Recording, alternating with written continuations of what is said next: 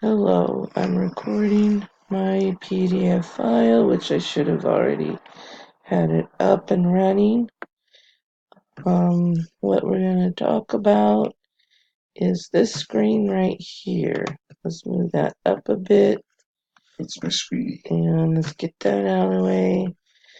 What our group is talking about is salmonella.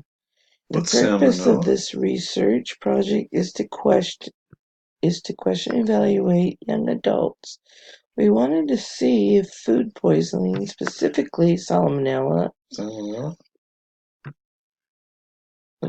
if they're aware of it. Oh, were they?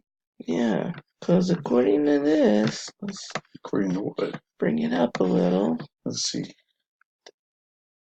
they scored terribly. Yeah, they don't know what they're doing. No, see? And I got that in the corner. They suck. There's me. Hey, there's you. Yeah, see? You know what you're doing, though. Put that up there. So let's move this up. If you add your mouse, it'll work better.